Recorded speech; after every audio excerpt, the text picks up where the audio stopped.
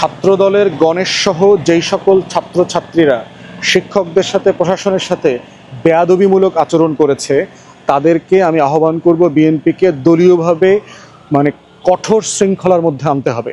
এই ধরনের ছেলেরা এখনও ভিসিট টেবিলে চাপড়ানোর পরেও 24 ঘন্টা পরেও তাদেরকে দল থেকে বহিষ্কার করা হয়নি। বিএনপিকে বলছি, আপনারা যদি সত্যি আগামী দিনে রাজনীতি ভালো করতে চান, অন্যান্য ছাত্র সংসদ নির্বাচনে ভালো করতে চান, এই গণেশের মতো লোকরাই আপনাদের নির্বাচনের গণেশকে কিন্তু উল্টায় দিবে। সারা বাংলাদেশে ডাকসু নির্বাচন এখন talk of the town, talk of the country as well. প্রথম কথা হচ্ছে যে একটা বিশ্ববিদ্যালয়ের ছাত্র সংসদ নির্বাচন নিয়ে আসলে এত উচ্ছ্বাসের কি কারণ, এইটা আমি নিজেও বোঝার চেষ্টা করতেছি। কারণ হচ্ছে যে ছাত্রছাত্রীদের ভিতরে 24-এর যে গণ অভ্যুত্থানের যে এক্সাইটমেন্ট, সে এক্সাইটমেন্টটা এখনও রয়ে গেছে। এখন সেই 24-এর এক্সাইটমেন্টের সাথে অনেকগুলো কারণ যোগ হয়েছে। বাংলাদেশে কোনো নির্বাচন নাই, দেশের ভিতরে কোনো নির্বাচন নাই, কোনো কলেজ, বিশ্ববিদ্যালয় অথবা স্থানীয় প্রশাসনে, ইউনিয়ন পরিষদ থেকে শুরু করে উপজেলা, পৌরসভা, জাতীয় সংসদ, আওয়ামী লীগ সরকার নির্বাচন কাঠামোটাকে, নির্বাচন নামক যে একটা উপকরণ আছে যে কোনো ব্যাপারে, যে কোনো প্রতিষ্ঠানে, সেটা ট্রেড ইউনিয়ন হোক, কর্মচারী সংসদ হোক, অফিসারদের অ্যাসোসিয়েশন হোক, সব জায়গা থেকে নির্বাচন জিনিসটাকে উধাও করে দিয়েছে আওয়ামী লীগ গত 16 বছরে। অতএব সেই জায়গাতে বুঝতে হবে যে এই ন্যাশনাল যে ইউফোরিয়াটা আমরা দেখলাম যে ডাকসুতে কি হচ্ছে, তো তরুণদের নেতৃত্বে যেহেতু গণ অভ্যুত্থান হয়েছে গত বছর, আর তরুণদের প্রাণের বিশ্ববিদ্যালয়ে যেখান থেকে গত বছরের বৈষম্য বিরোধী আন্দোলন দানা বেঁধেছে, এর প্রত্যেকটা জিনিসের সাথে এটা কানেক্টেড ছিল। এই ইউফোরিয়াটার একটা বড় জায়গা হচ্ছে 24 তরুণ, তারুণ্য এবং আওয়ামী লীগের নির্বাচনী কাঠামো ধ্বংস করে দেওয়ার যে রাজনীতি, এটার ব্যাপারে একটা প্রতিবাদ। দ্বিতীয়ত হচ্ছে ইউফোরিয়ার একটা ব্যাপার হচ্ছে আমরা 2001 সালের পরে আসলে কোনো নির্বাচন পাই নাই। অতএব আমরা সিম্পলি জানি না যে একটা ভালো নির্বাচনের পক্ষে কারা, বিপক্ষে কারা, কোন প্রার্থীকে কে কত ভোট দেবে না দেবে, এইটার যে ডেমোগ্রাফি, এই যে ইলেকশন ডেমোগ্রাফি সম্পর্কে আমাদের সিম্পলি কোনো আইডিয়া নাই। অতএব ঢাকা বিশ্ববিদ্যালয় এবং জাহাঙ্গীরনগর বিশ্ববিদ্যালয়, রাকসু, চাকসু সব জায়গায় যে নির্বাচনগুলো হচ্ছে, এটা একটা বিশাল ফেনোমেনা আকারে আমাদের পড়বার সুযোগ আছে। বিশেষ করে 5 থেকে 6 কোটি তরুণ তরুণী যারা কখনো কোনোদিন ভোট দেয় নাই জাতীয় নির্বাচনে, তারা একটা বড় ডিসাইডিং ফ্যাক্টর আকারে আসবে। এবং এই প্রত্যেকটা ফ্যামিলি, এটা কিন্তু শুধু হাজার হাজার তরুণ তরুণীর বিষয় না, তার প্রত্যেকটা ফ্যামিলিকে কিন্তু তারা ড্রাইভ করবে, তারা ইনফ্লুয়েন্স করবে যে আসলে কাকে ভোট দেওয়া উচিত বা উচিত না। তো সেই জায়গাতে জাতীয় নির্বাচনে একটা প্রভাবক হিসাবে এই ইলেকশন ডেমোগ্রাফির যে রাজনীতি, এইটা বোঝার জন্য ডাকসু একটা বড় নিয়ামক আকারে কাজ করবে। থার্ড হচ্ছে ডাকসু নিয়ে ইউফোরিয়ার একটা বড় কারণ হচ্ছে আগামী দিনে জোটের রাজনীতি, যে বড় দল আকারে বিএনপির রাজনীতিটা কোথায়। বিএনপি যেভাবে সারা বাংলাদেশে ধারণা করছে যে তারা আওয়ামী লীগের অবর্তমানে 250+ সিট পাবে, আসল রিয়েলিটি কি তাই? যদি ভালো শক্ত ক্রেডিবল প্রতিদ্বন্দ্বী থাকে বিএনপির বিরুদ্ধে, তাহলে সেই বাস্তবতাটা কিভাবে ইলেকশনের রেজাল্ট ঘুরিয়ে দিতে ডাকসু কিন্তু সেরকম একটা ফেনোমেনা। এত বড় শক্তিশালী প্রতিষ্ঠানের যেখানে ছাত্রদল সবচেয়ে পাওয়ারফুল সংগঠন, তাদেরকে এই ভোটের ব্যবধানে হারিয়ে দেওয়ার যে রাজনীতিটা, এই রাজনীতিটা কিন্তু আমাদেরকে নতুন করে স্টাডি করবার একটা বিষয় আসছে, যেখানে অনেকগুলো ফেনোমেনা একসাথে জড়িত। ফোর্থ হচ্ছে যে এই ডাকসুকে ঘিরে ইউফোরিয়ার একটা বড় কারণ হচ্ছে জোটে বিপক্ষ বিএনপির বাইরের শক্তিগুলো যে ডিসাইডিং ফ্যাক্টর হইতে পারে, সেটা আমাদেরকে জানান দিয়েছে। অতএব জাতীয় নির্বাচনে ক্ষমতার যে লড়াই, দ্বন্দ্ব এবং আওয়ামী লীগের পতন এবং পতন পরবর্তী যে আরও গত 1 বছর ধরে আওয়ামী লীগ ছাড়া অন্যান্য রাজনৈতিক দলকে খুব কাছ থেকে দেখবার ব্যাপারে কিন্তু মানুষ অনেক হতাশ হয়েছে। সাধারণ জনগণ, শিক্ষিত তরুণ সমাজ, শিক্ষার্থী এবং পেশাজীবীদের মধ্যে এই ধারণাটা ছিল যে গণ অভ্যুত্থান পরবর্তী পতিত আওয়ামী সরকারের ব্যাপারের যে রাজনৈতিক খাইসলত, সেটা হয়তো নতুন রাজনৈতিক দলগুলোর ভিতরে কিছু পরিবর্তন এনে। তো সেই জায়গায় জোটের রাজনীতি এবং জোটের রাজনৈতিক দলগুলোর চরিত্র, এর প্রত্যেকটা কিন্তু ফেনোমেনা আকারে, ক্যারেক্টার আকারে ডাকসুর নির্বাচনে গুরুত্বপূর্ণ রোল প্লে করেছে। এখন আসি, শিবির কি আসলে এতগুলো আসনে সম্পাদকীয় পদে জেতার মতো সাংগঠনিক ক্যাপাসিটি আছে? শিবিরের নেতৃবৃন্দ সে তেমনটা কিন্তু কখনো মনে করেন নাই। অথবা শিবিরের 1-2 জন ক্যান্ডিডেট যত ভালো করবার কথা, পুরো প্যানেল কি এত ভালো করার কথা? অথবা 3টা সম্পাদকীয় পদে আপনার শিবির প্যানেল নির্বাচিত হয় নাই, কিন্তু এটার বদলে কি অন্যান্য প্যানেলের কেউ নির্বাচিত হয়েছে? তাও কিন্তু হয়নি, স্বতন্ত্র হয়েছে। অর্থাৎ ফেনোমেনাগুলো দেখেন, ইলেকশনে হলগুলোতে কি হয়েছে। সবচেয়ে বড় রাজনৈতিক দল আকারে ছাত্রদল কিন্তু শুধু ক্যাম্পাসের ফ্যাকাল্টিতে অথবা ডাকসুতে খারাপ করে নাই, তারা প্রত্যেকটা হলের সংসদেও কিন্তু ব্যাপকভাবে খারাপ রেজাল্ট করেছে। গুরুত্বপূর্ণ পদগুলোতে কিন্তু তারা জেতেন নাই। আবার জগন্নাথ হলের যে ফেনোমেনা, যে এর ভিতরে একটা ভেরি রেসিস্ট এবং একটা ধর্মবিদ্বেষী একটা ফোবিয়া টাইপের ভোটিং প্যাটার্ন আমরা দেখলাম, যেখানে বাম প্রার্থীরা ভালো করেছেন, যারা মানে কন্টিনিউয়াসলি শিবিরকে অথবা টু সাম এক্সটেন্ট যারা মাদ্রাসায় পড়েছে, যারা এনসিপির বাক্সাসের সমর্থিত প্যানেল, তাদেরকে যে ট্যাগিং করেছেন পাকিস্তানি বানানো, রাজাকার, মুক্তিযুদ্ধ, আওয়ামী লীগের সেই বয়ানকে ফিরিয়ে নিয়ে আসছেন, তারা আবার ওখানে ভালো করেছেন। তো সব মিলিয়ে শিবির জেতার অনেকগুলো কারণ এখানে ফ্যাক্টর, এবং আমি মনে করছি যে অনেকগুলো প্রোটেস্টের যোগফল হয়েছে এখানে।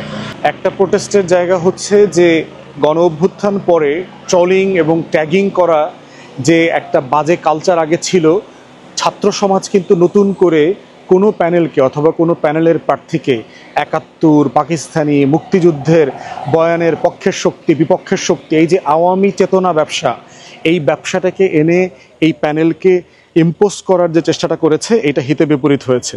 ছাত্র সমাজ এটা ভালোভাবে নেয় নেই, এবং তরুণ তরুণীরা সবাই বলেছে, তাদের বিভিন্ন ইন্টারভিউতে দেখলাম যে ২৪-এর গণ অভ্যুত্থানের অবদানের পাশাপাশি তারা দেখবার চেষ্টা করেছে কারা আসলে একটা স্বচ্ছ পরিচ্ছন্ন ক্যাম্পেইন করতে চায়, কাদের ভিতরে অহংকার কম, কারা বেশি বিনয়ী, যারা স্টুডেন্ট ফ্রেন্ডলি, যাদের ট্র্যাক রেকর্ড ভালো, একাডেমিক রেকর্ড ভালো, যারা এই গণেশের মতো একটা অভদ্র বেয়াদব না, এই বেয়াদবির বাইরে উঠে কারা আসলে একটা পরিচ্ছন্ন ক্যাম্পেইন করতে পারবে অথবা পেরেছে, এটাকে কিন্তু ছাত্র সমাজ মূল্যায়ন করেছে। এবং ট্র্যাডিশনালি কিন্তু শিবির অথবা এই ধরনের ডান ঘরানার প্যানেলগুলো মেয়েদের হলের ভালো ভোট পায় না। ধারণা করা হচ্ছিল ওবামা থেকে শুরু করে যারা মেয়েরা আছে তারা অনেক বেশি ভালো করবে, অনেক বেশি মেয়েদের ভোট পাবে, কিন্তু মেয়েদের হলগুলোতেও দেখলাম যে শিবিরের ভোটের সংখ্যা অনেক বেশি। যেটা মনে করা হয়েছিল যে আসলে শিবিরের কি এই পরিমাণ ভোট আছে, তার কি এত নেতাকর্মী আছে, এটা আসলে ব্যাপারটা তা না। ইভেন আমার বিশ্বাস শিবিরের অনেক নেতাকর্মী আশ্চর্য হয়েছে যে এই পরিমাণ ভোট তারা পেয়েছে। সাদেক কায়েমের যে পরিচিতিটা হয়েছে গত ১ বছরে অথবা প্রকাশিত হয়েছে ২৪-এর গণ অভ্যুত্থানের কারণে, ফরহাদ কিন্তু এই লেভেলে পরিচিত ছিল না, কিন্তু একটা রিট করে তাকে যেভাবে নির্বাচন থেকে সরানোর চেষ্টা করেছে এই সকল মানে দিল্লির আধিপত্যবাদী রাজনীতি যারা করে ক্যাম্পাসে এবং বাংলাদেশে, এই মুক্তিযুদ্ধের চেতনা ব্যবসা যারা করে, এই পতিত সিপিবির রাজনীতি, কলকাতার রাজনীতি করে বাংলাদেশে বসে, তাদের এই বয়ানটা কিন্তু পরাজিত হয়েছে। অতএব বিভিন্ন কারণে ডাকসুর নির্বাচনটা আমাদের সবার জন্য আগামী জাতীয় নির্বাচনকে রিড করবার একটা গ্রামার তৈরি করেছে, এবং আগের আমাদের যে নির্বাচনের গ্রামার ছিল এর কোনো গ্রামার এই গ্রামারের সাথে মিলবে না। এবং এই ডাকসু, রাকসু, চাকসু, জাহাঙ্গীরনগর বিশ্ববিদ্যালয় থেকে শুরু করে যেখানে যেখানে আগামী দিনগুলোতে নির্বাচন হবে, এর প্রত্যেকটা নির্বাচন বাংলাদেশের আগামী রাজনীতির মনস্তত্ত্বকে বিন্যাস করবে। অতএব আমরা আমাদের জায়গা থেকে মনে করছি যে এই রাজনীতিটাকে আমাদের বোঝা আগামী দিনের ভবিষ্যৎ রাজনীতির জন্য গুরুত্বপূর্ণ। এখন কনসিকুয়েন্স দেখেন, বাংলাদেশের ডিপ স্টেট কিন্তু বহুভাবে চেষ্টা করছে এই নির্বাচনটাকে ইনফ্লুয়েন্স করবার জন্য। একটা আসন ভাগাভাগির চেষ্টাও তারা করেছে, যে এই প্যানেল থেকে ভিপি দেন, ওই প্যানেল থেকে জিএস, ওই প্যানেল থেকে এজিএস, সকল দক্ষিণপন্থীদের উত্থান ঠেকানোর জন্য। এবং আমরা দেখতে পাচ্ছি যে বাংলাদেশের সকল যে 111-এর কুশীলব, এই বাম, কলকাতা দিল্লির বুদ্ধিজীবী, গণমাধ্যম, পত্রিকা এবং এই বাম ঘরানার যে সুশীল সমাজ আছে, তারা প্রচণ্ড নার্ভাস হয়ে গেছে। তারা বোধ করছে তাদের যে মুক্তিযুদ্ধ ব্যবসা, তাদের যে দিল্লির আধিপত্যবাদ কায়েমের যে ব্যবসা, এই ব্যবসাটার পতন হয়েছে, এই ব্যবসাটার বয়ানটা পরাজিত হয়েছে। এর মানে কি এই তরুণ সমাজ বাংলাদেশের অস্তিত্ব, স্বাধীনতা, মুক্তিযুদ্ধ, ৭১-কে ছোট করে দেখছে? মোটেই না। তারা কি ২৪-কে ছোট করে দেখছে? তাও না। কিন্তু এটাই হচ্ছে একটা গ্রামার, এবং এই গ্রামারটাকে আমরা বলছি বাংলাদেশপন্থী রাজনীতি, এবং এই বাংলাদেশপন্থী রাজনীতিটাই হচ্ছে আগামী দিনের বক্তব্যের বড় জায়গা। শিবিরের কি আসলে খুব উল্লসিত হওয়ার ব্যাপার আছে, অথবা ইসলামপন্থীদের? আমি মনে করি না। যে এইখানে আসলে জামাত শিবির তার ডক্ট্রিনের রাজনীতির কোনো সফলতা দেখাতে পেরেছে, ব্যাপারটা এরকম না।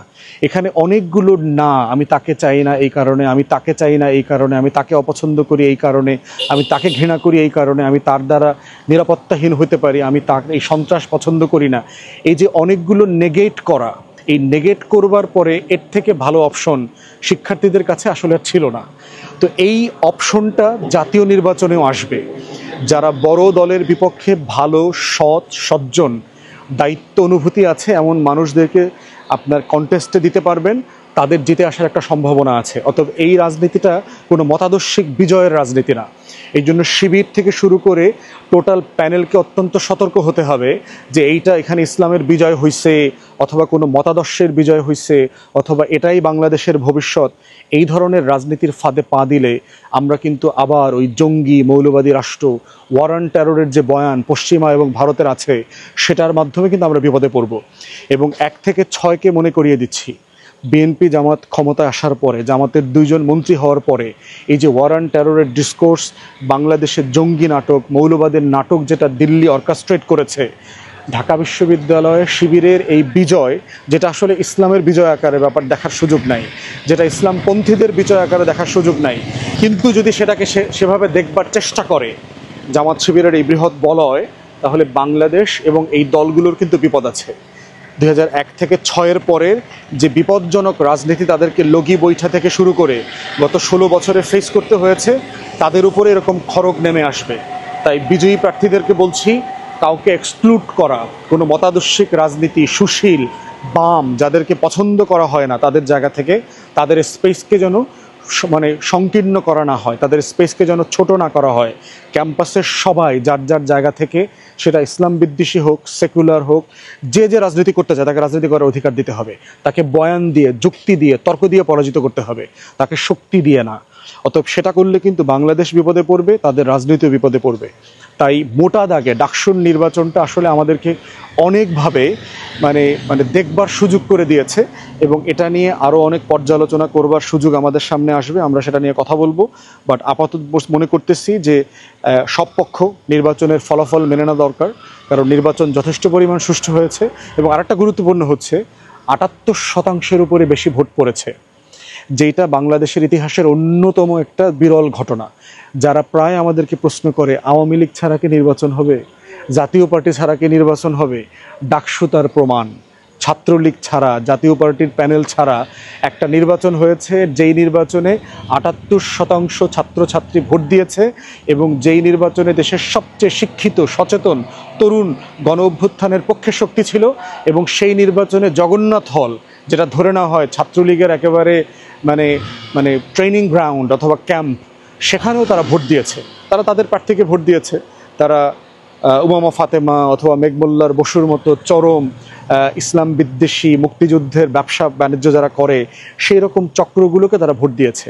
এবং এই ভোটের প্যাটার্নটাও কিন্তু বাংলাদেশের স্থিতিশীলতার জন্য দুঃখজনক হবে ভবিষ্যতে, যদি তাদেরকে সবাইকে আমরা বাংলাদেশ ফোল্ডের পলিটিক্সে আনতে না পারি। যারা পরাজিত হয়েছে দেখলাম যে অনেকগুলো প্যানেল এই নির্বাচন প্রত্যাখ্যান করেছে, কিন্তু প্রত্যাখ্যান করবার মতো কোনো ভ্যালিড এভিডেন্স, ক্রেডিবল এভিডেন্স আমরা এখন পর্যন্ত দেখি নাই। 1, 2, 4টা যে অভিযোগ আসছে, আমরা চাই প্রশাসন এগুলো